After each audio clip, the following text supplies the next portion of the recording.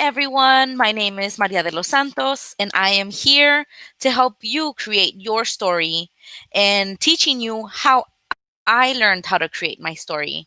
I just want to let you all know that this is my experience and my version of how I learned, and you can learn your story in many ways, but I just hope that my experience and my teaching helps you find your story. These are a few suggestions. There are a few questions to ask yourself that are key in knowing how to create your story. The key questions are why, how, and what. Who are you? I wanted to start off because I truly believe in the importance of examples and learning through the experiences of other people. So I'm going to use myself as an example. My name is Maria de los Santos. I am an immigrant. I am Mexican, proud Mexican. I am part of a minority. I am a daughter, a sister, and an advocate for those who lack resources and support. As many of you all, I have endured a lot of trauma in my life. This has made me be the person that I am today. I'm going to give you a few examples of some of my experiences. When I was little, I immigrated here with my parents from Mexico, and I came here to the United States. Um, This happened because my parents wanted to provide something better for me in my future. And what they believed that compared to Mexico was something that will prepare me was education system here in the United States. But I have a really large family, and this caused me to lose that connection with my roots. Not necessarily my connection or lose it, but I'm no longer where I'm at, and it comes with a lot of requirements being a first generation. For example, like I've lived it. I've been a first generation college graduate, first generation here in the United States, first generation to experience a lot of things due to immigration. My second example is my parents' separation. Coming from Mexico, my mom, she had a job there. She was a nurse. And when we came here, my mom gave up everything. So she 100% focused on being a stay at home mom, leading to, as you know, my family is very traditional, and Mexico is comes with a lot of different like cultures, and it comes with a lot of like expectations that have sort of been ingrained in society, and a lot of them are like the machismo that's experienced in the culture, and also the submissive like character traits that also come with a woman being submissive, and a man being machista. And although like my parents have they're very amazing people, and they've really taught me a lot of things. When I was very young, my parents separated, and this caused a lot of turmoil in my life in regards to my mom. She went from a stay at home mom to not getting any help financially, and she began to work. My mom would shop at JC Penney, and she would shop at the mall. And when this transition happened, this trauma or this hardship, my mom began shopping at the flea market, and it was always in her to want to be better. She left her country and her job and her family to come to the United States to provide a better education for her children. And because of love as well. um, in return to this hardship in my life, or this experience, there it has evoked a lot of values in me that have really allowed me to be a self-starter. I am very proud in who I am. I really value the like I'm really been invoked in me that there is a severe need to be independent and financially stable, and to never depend on anyone else, because the person that you love, or there's always things that happen in your life that will cause you to to lose if you're dependent on other people. So she always taught me to be um self-driving and self-dependent on myself through education, through having a good job, good work ethics, and so on. It's taught me to really respect family, and it's really taught me to respect both my parents in both of their situations. And my example number three is a lack of resources that I had immigrating to the United States. Some examples is I didn't speak the language here. I came here. I mean, I was fairly young, but I had to learn a whole new language. My mom had no idea what the education system looked here, and it was severely difficult for me to be able to learn the difference in culture as well. For example, um, a lot of things like I learned I had to do them myself. So if I wanted to go to college, if I wanted to do something different, I needed to do it myself for myself so that I can provide a better future for me, my family, my mom and my dad and my sisters and my community. So it was always instilled in me to focus on bettering myself so I can better my surroundings and better and give back to those that are in need. And through this, I truly believe in the importance of receiving a high quality, resourceful education. I used resourceful on purpose because I feel like being able to have a good support system, being able to have resources available to you, readily available to you, and a lot of different things really change your experience with education. Um, in regards to being a self learner, desiring to learn and like take in different fields. It's not just me going to college and that is it. It is what can I do so that I can continue to learn to make myself better, whether it's professional development, self development, changing my mindset, religion, faith. What can I do to make things better for myself so that I can know myself who I am 100%? To dive deep into like to generalize the why, how, what, I wanted to make it an example through telling you my why, my how, and my what in this organization. So, what does MDLS do? I work with families and the community in spreading the word of an amazing resources available to them. How does MDLS do it? Is that I am very diligent in educating myself in every aspects of the word. Continue to education or knowledge is power. Whether it's like I said, self reflection, woman empowerment, knowing your community, um, professional development, self development. All of those aspects contribute to being diligent in educating myself.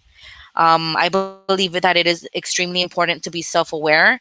I am not perfect. I don't want to be perfect, and I don't want to be perceived as being perfect because I am quite the opposite of perfect. I am imperfect. I am learning, and I may make mistakes, and that's okay. And I'm forgiving of what I've experienced. And the third aspect is that I must always remain humble. There is always room to grow. There's always room to learn. There's always someone that can teach you something. Everyone that you relate to and everyone that you work around is your teacher. You can learn through learning other people's bad experiences, learning your bad experiences, learning how others have failed and how other people have gone through their specific life situations. So that is something that I've always strived through, is to always remain humble, be self-aware, and be diligent in educating yourself. And why do I do this? Why do I put myself in an organization where I want to be better? Is because I want to be a role model to kids that look like me, kids that are brown, kids that are Mexican, kids that are black, kids that have experienced scarcities in their neighborhoods and in their life due to lack of resources. I want parents to see me in their children. A student, I am a student who has all the heart and desire to want to be better and do better because sometimes people don't have resources and people are not aware of the resources available to them. So, why not be that person that provides that to them? It can change someone's life. And just speaking out and doesn't make a drastic difference. Just speak out, voice out, be an advocate for those that need it. And a little exercise that I wanted for you all to do so you all can learn how to do your reality is What is your reality? You must dig deep into your major why. What has molded you to be the person you are today? What has occurred to you that makes you passionate in what you do? How will you make a change? In this section of the video, I want you to take a pause.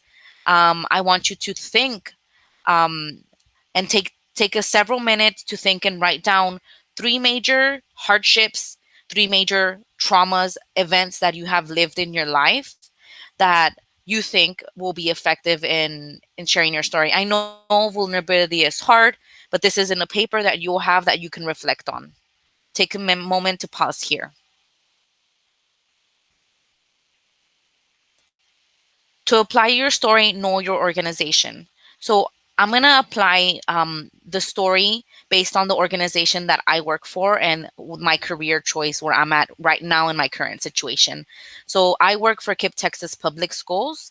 And this is how I have aligned my story to this organization, and why it's important to know your organization so you can be the best that you can be to work your life's mission in your organization. Remember, never align yourself to people, don't align yourself to an organization, don't align yourself to your friends at work, align yourself to your mission. Who are you? What do you want in your life? What has caused you to be the person that you are, and how do you want to make a change? Then apply your story and your experiences into your line of work. In this relation, I'm comparing it and giving you an example of KIPP Texas Public Schools. KIPP Texas, whys, hows, and what. This is a simplified version of what I feel KIPP Texas stands for. So, what does KIPP do? KIPP provides high quality, joyful education to children in the community. How does KIPP do it? We provide resources. We provide free transportation. We provide free lunch for everyone and snacks and breakfast. We provide a free, high quality education because it's free, no cost.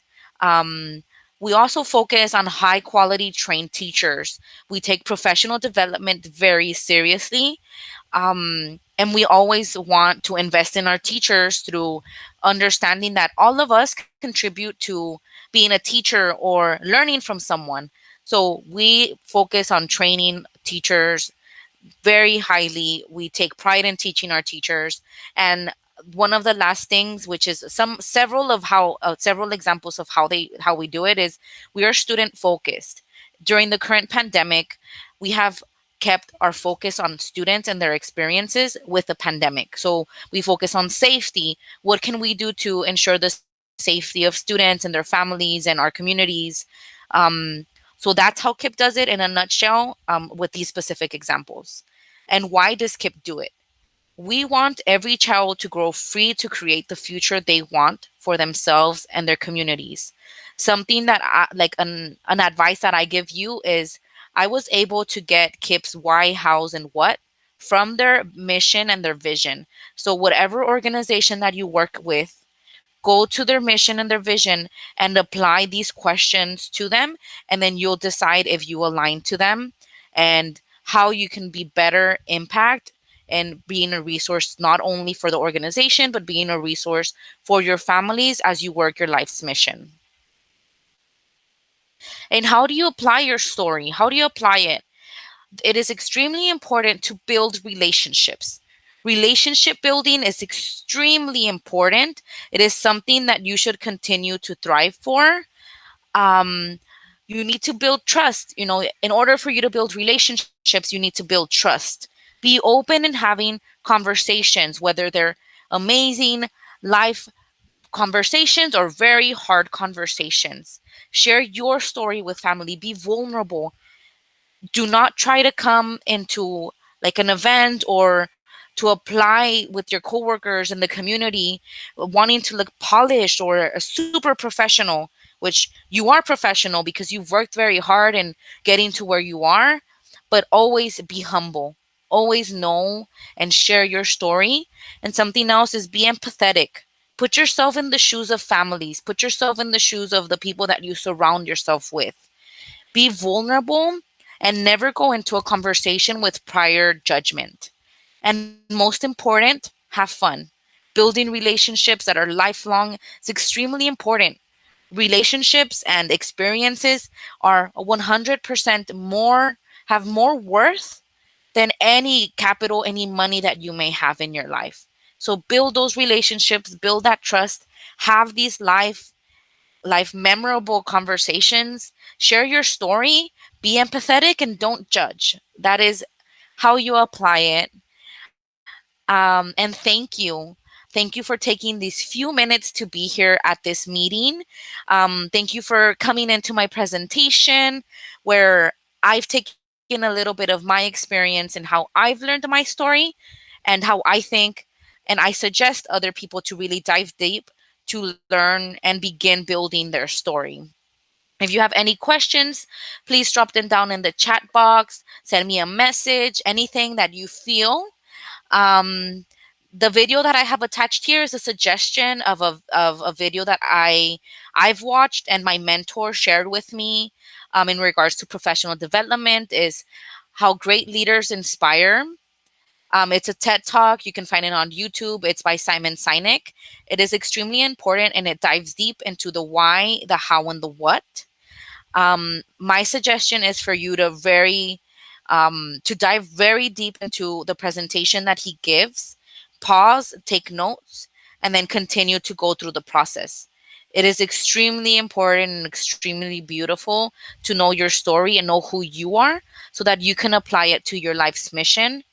Remember, it's not about the people you work with, the organization. It is about how you align yourself to your mission, your life summit, what really drives you, your passion. Who are you? Who are you and what impact do you want to make on others?